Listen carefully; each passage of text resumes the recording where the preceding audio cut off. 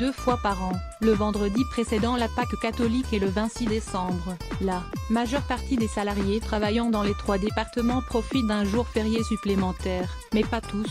Des règles strictes encadrent ces dérogations au droit français. Décryptage en 3 points. Et commerces lorrains, Port-Moselle, connaîtront ce vendredi 30 mars 2018, une affluence un peu plus grande que d'habitude en raison de l'afflux des voisins de Moselle, du Bas-Rhin et du Haut-Rhin où les commerces sont fermés en majorité, en raison du droit local. Pour bien comprendre, voici les explications en 3 points. Le repos dominical des salariés, un principe dans les territoires annexés en 1870 puis revenu à la France en 1918. Le droit local alsaco-mosellan prévoit une législation identique pour les jours fériés et le dimanche.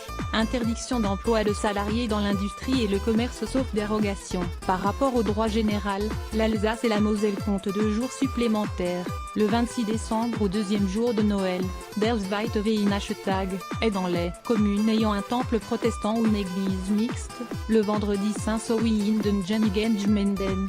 In welchen sich eine protestantische Kirche oder eine Simultankirche befindet, Karfreitag. L'ordonnance du 16 août 1892 par l'ordonnance rendue le 16 août 1892 à Strasbourg, en application de la loi organique du Reich sur l'industrie, repris par l'article L.3134-13 du Code du travail. Le vendredi saint n'est un jour férié légal que dans les communes où il existe un temple protestant ou une église mixte utilisée par les 2 cultes protestants, église luthérienne et église calviniste, qui se sont rapprochés en 2006, et le culte catholique. Il est à noter que toutes les communes de Moselle ne disposent pas d'un temple, et qu'il n'y existe plus d'église mixte, voire encadrée ci-dessous. C'est le cas également en Alsace, mais les usages et l'habitude font que même en l'absence de ces 2 édifices culturels, le vendredi saint est considéré comme férié. Le vendredi saint, pas forcément férié en Moselle. Pas de problème pour les salariés de l'industrie en Moselle. Ils ne travaillent pas le vendredi saint si un temple protestant existe dans la commune accueillant leur entreprise. Mais c'est plus compliqué pour les salariés des commerces depuis l'amendement déposé par le sénateur de la Moselle Jean-Louis Masson qui a abouti à la loi du 31 décembre 1989.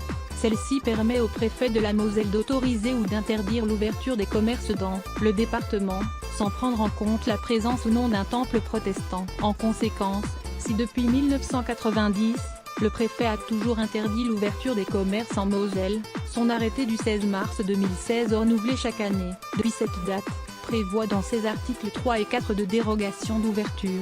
Voir ici et en bas de l'article, en détail. 3 dernières précisions, si le commerce se situe dans une commune sans temple et que le salarié travaille le vendredi saint, dans le cadre des dérogations autorisées, c'est un jour normal de travail et le salarié est payé normalement. Si le commerce se situe dans une commune sans temple et que le salarié ne travaille pas le vendredi saint, le maintien du salaire, qui n'est pas obligatoire est toutefois recommandé par l'inspection du travail, avec éventuelle possibilité de récupération. Les 2 jours fériés supplémentaires de droit local s'ajoutent aux jours de RTT. La Chambre sociale de la Cour de cassation l'a confirmé à la mi-février 2012, jugement du 1er septembre 2009 par la section encadrement des prud'hommes de Forbach. En détail sont autorisés d'ouverture chaque vendredi saint en Moselle, les boulangers, les pâtisseries et les glaciers, les débits de tabac, la vente de journaux, les magasins de fleurs naturelles, les commerces de souvenirs et de produits artisanaux locaux, les commerces d'artisanat d'art et les galeries d'art, les brocanteurs, antiquaires et bouquinistes, les commerces dans les gares, les loueurs de véhicules et de cycles, les stations-service et services de dépannage d'urgence, les cybercafés, les sandwicheries et commerces de restauration à emporter, les magasins d'alimentation générale d'une superficie de vente inférieure ou égale à 200 m²,